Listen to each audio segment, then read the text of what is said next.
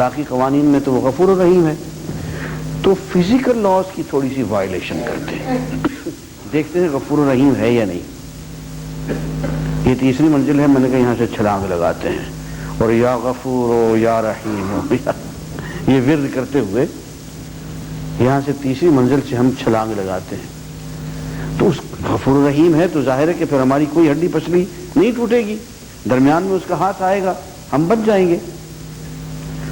میں نے کہا ایسے یہ ایک فزیکل لا اس کا یہ بھی ہے کہ اگر کوئی شخص غلطی سے بھی اگر زہر پی لے تو وہ اس کو سزائے موت دے دیتا ہے،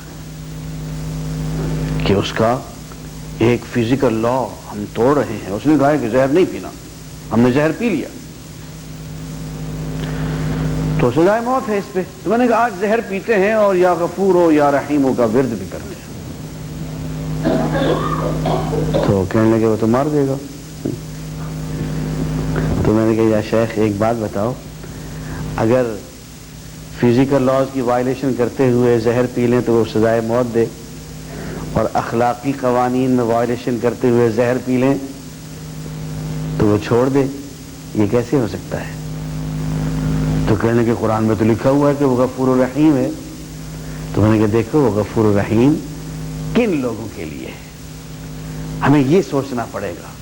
وہ فرماتا ہے انی لغفار، بے شک میں بہت ہی معاف کرنے والا ہوں، بہت ہی بخشنے والا ہوں۔ وَإِنِّي لَغَفَّارٌ لِمَنْ تَابَ وَآمَنَ وَعَمِلَ صَالِحًا ثُمَّ اهْتَدَىٰ، جو اللہ کی طرف رجوع ہو جائے، توبہ کر لے، ایمان لے آئے، نیک اعمال میں لگ جائے اور پھر ہدایت یافتہ ہو جائے، ہاں اب اس کی مغفرت جو ہے جوش میں آ جائے گی۔ یہ نہیں کہ ہم زہر کا جام پہ جام لڑکاتے جائیں اور کہیں انہ هو الغفور الرحیم، انہ نہیں، یہ اس کی غفور الرحیمی کا ہم مذاق اڑاتے ہیں۔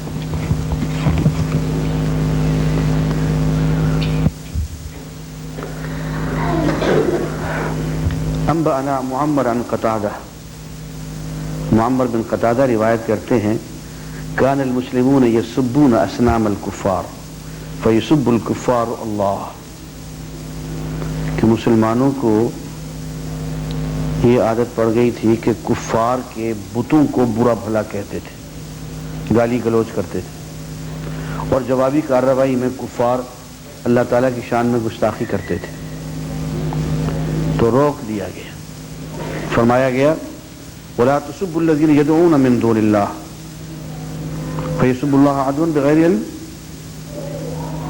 دیکھو اللہ کے سوا جن لوگوں کی یہ پرستش کرتے ہیں ان کو گالی نہ دیا کرو،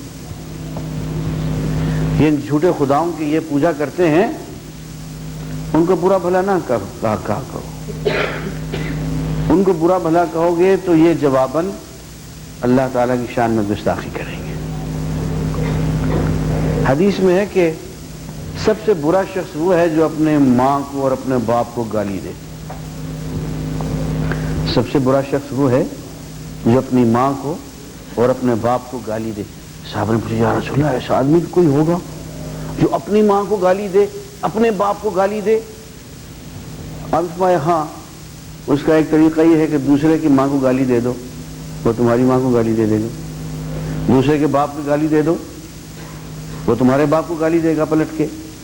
تو دراصل جب تم نے دوسرے کی ماں کو گالی دی ہے تو اپنی ماں کو گالی دلوائی تم نے، دوسرے کے باپ کو جب تم نے گالی دی ہے تو اپنے باپ کو خود تم نے گالی دلوائی ہے۔ اس لیے قرآن مجید کا انداز ہے فَلَا تَلُومُوا أَنفُسَكُمْ، اپنے آپ کو ذلیل نہ کیا کرو، دوسرے کو گالی دو گے وہ تمہیں گالی دے گا، تو اپنے آپ کو فرمایا کہ لا تقتلوا انفسکم، اپنے آپ کو قتل نہ کیا کرو۔ اپنے آپ کو قتل کرنا کیا ہے؟ دوسرے کو قتل کرو گے وہ بدلے میں تمہیں قتل کرے گا، دوسرے کے شخص کو قتل کرو گے، رشتہ دار کو، وہ تمہارے عزیز کو قتل، تو دوسرے کو قتل کرنا اپنے آپ کو قتل کرنا ہے۔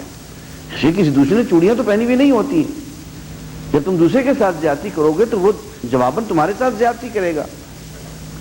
فرمایا کہ اپنی عزت کیا کرو، اپنا لحاظ کیا کرو، اور اس کا طریقہ یہ ہے کہ دوسرے کا لحاظ کیا جائے۔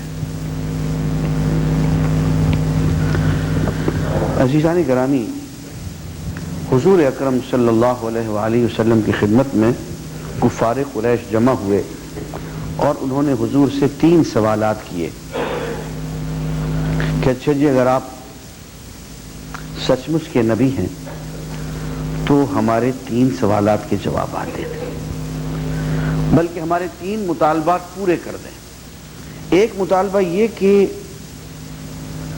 ہم بڑے غریب لوگ ہیں، ہم پہ بڑے فاقے آتے ہیں، دنیا میں جہاں جہاں خزانے چھپے ہوئے ہیں وہ جمع کر کے ہمیں عطا فرما دیں، خزائن عالم جو ہیں وہ ہمارے پیش کر دیے۔ دوسرا مطالبہ کہ مستقبل میں جو واقعات پیش آنے والے ہیں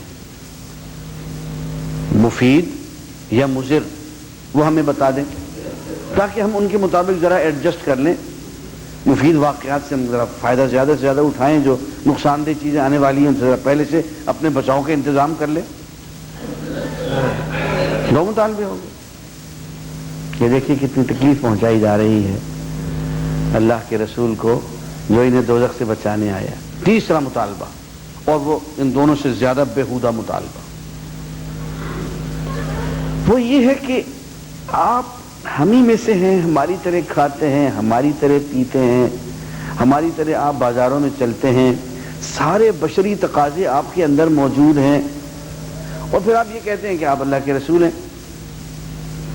آپ ایسا کر کے دکھائیں کہ اپنے سارے بشری تقاضے جو ہیں نا ان کی جگہ آپ فرشتوں والی صفات جو ہے نا فرشتہ بن کے ہمیں دکھا دیں۔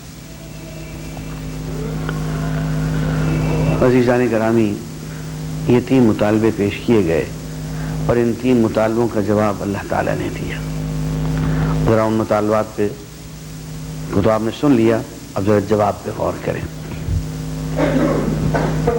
قل، اے نبی صلی اللہ علیہ وآلہ وسلم ان کو فرما دیجئے، لا اقول لکم، میں تو تم سے یہ کہتا ہی نہیں، عندی خزائن اللہ، کہ میرے پاس اللہ کے سارے خزانے موجود ہیں، یہ میرے قبضے میں ہیں۔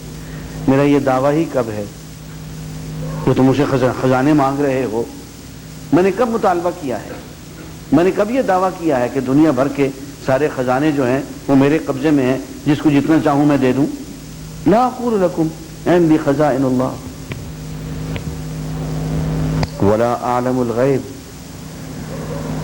اور نہ میں غیب کا عالم ہوں، ولا اعلم، اور نہ میں علم رکھتا ہوں، الغیب، غیب کا۔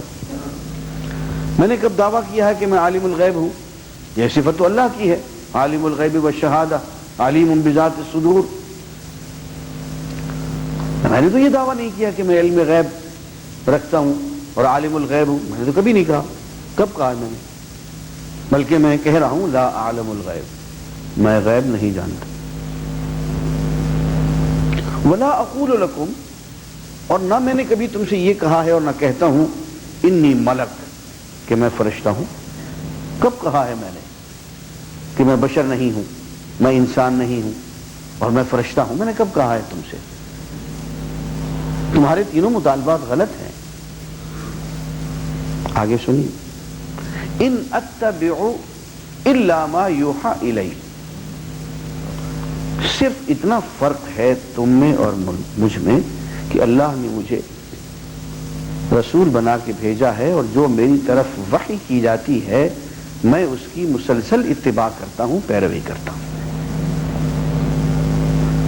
قل، اے نبی ان کو بتا دو، هل يستوي الاعمى والبصیر، اندھا اور دیکھنے والا برابر ہو سکتے ہیں؟ اپنے آپ کو اندھا بنا کے نہ رکھو، آنکھیں کھولو۔ افلا تتفکرون، تم غور و فکر سے کام نہیں لیتے؟ عزیزان گرامی، ان تینوں مطالبات کو بھی ذہن میں رکھیے، ان آیات کو بھی ذہن میں رکھیے، اور ان سب باتوں کو بھی اب ذہن میں رکھیے جو کہ آپ کو لاؤڈ سپیکر سے سنائی دیتی ہیں۔ قرآن مجید کیا کہہ رہا ہے؟ اور ہمارا مولوی کیا کہہ رہا ہے، ہمارا وائز کیا کہہ رہا ہے۔ عزیزان گرامی، ان آیات پہ ذرا غور فرمائیے۔ آپ کو محسوس ہوگا، اور بھی میں آیات ابھی آگے پڑھوں گا، کہ ایک بیماری چلی آ رہی ہے، مسلسل چلی آ رہی ہے، اور تمام امتوں میں چلی آ رہی ہے۔ وہ کیا ہے؟ ما لهذا الرسول یأکل الطعام ویمشی فی الاسواق۔ وہ یہ کیسا رسول ہے، کھانا کھاتا ہے، بازاروں میں چلتا ہے۔ بشری تقاضے ہیں، انسانی تقاضے ہیں اس کے، تو انسانوں جیسا ہے۔ بیماری یہ رہی ہے کہ جو شخص بشر ہو، جو شخص انسان ہو، انسانوں میں سے ہو، انسانوں کی نسل میں پیدا ہوا ہو، وہ نبی نہیں ہو سکتا۔ آپ نے غور فرمایا؟ یہ پورے قرآن میں آپ پڑھتے چلے جائیں، آپ کو بار بار ہر نبی پہ یہ الزام کہ یار تم تو ہم جیسے ہو، ہماری طرح باتیں کرتے ہو، ہماری طرح چلتے پھرتے ہو، ہماری طرح شادیاں رچاتے ہو، پھر کہتے ہو ہم اللہ کے رسول ہیں۔ انسان کیسے اللہ کا رسول ہو سکتا ہے؟ تو بشریت کو نبوت کے منافی قرار دیتے چلے آئے۔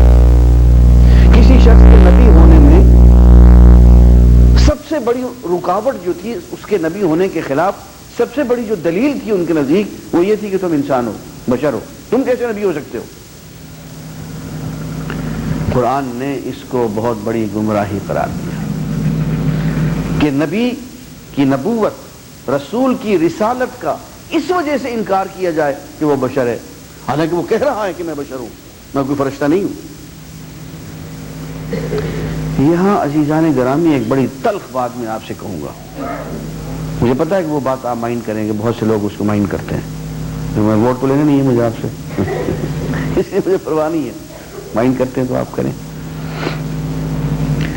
گمراہی جو قرآن میں بار بار بیان ہوئی ہے وہ یہی ہے کہ نبی کو نبی نہیں مانا گیا یہ کہہ کے کہ یہ بشر ہے، رسول کو رسول نہیں مانا گیا یہ کہہ کے کہ یہ بشر ہے۔ کیا وہی گمراہی آج بھی ہم میں موجود نہیں ہے؟ اس وقت نبی نہیں مانتے تھے یہ کہہ کے کہ یہ بشر ہے، رسول نہیں مانتے تھے یہ کہہ کے کہ یہ بشر ہے۔ نبی کو، بشر کو نبی نہیں مانا، گمراہی ہو گئی، اور نبی کو بشر نہیں مانا، وہی چیز نہیں ہے۔ کیوں جی فرق ہے ان دونوں میں؟ اگر آپ نبوت نہیں مانتے اس بنیاد پہ کہ یہ بشر ہے، اب نبوت مان لیے تو بشریت سے انکار کر رہے ہیں، وہ خدا کے بندو مصیبت تو وہی کی وہی رہی۔ پہلے اس کو بشر بشر بشر کہہ کے تم نبی نہیں مانتے تھے، اب نبی نبی نبی کہہ کے تم اس کو بشر نہیں مانتے ہو، بات تو پھر وہی کی وہی رہی۔ اس لیے قرآن نے اس کو بہت بڑی گمراہی قرار دیا ہے کہ بشریت کو نبوت کے منافی قرار دیا جائے، اور یہ بشریت کی توہین ہے کہ اس کو فرشتوں سے کمتر قرار دیا جائے۔ وہ بھائی یہ بشر ہی تو تھا جس کے سامنے یہ فرشتے ناک رگڑ رہے تھے، تم کہنا چاہتے ہو کہ نہیں نبی کو فرشتہ ہونا چاہیے، تم اس کو ڈیگریڈ کرتے ہو، اس کا درجہ تم کم کرتے ہو۔ بشر کا مقام فرشتے کے مقابلے میں کہیں زیادہ بلند ہے۔ بسم اللہ الرحمن الرحیم۔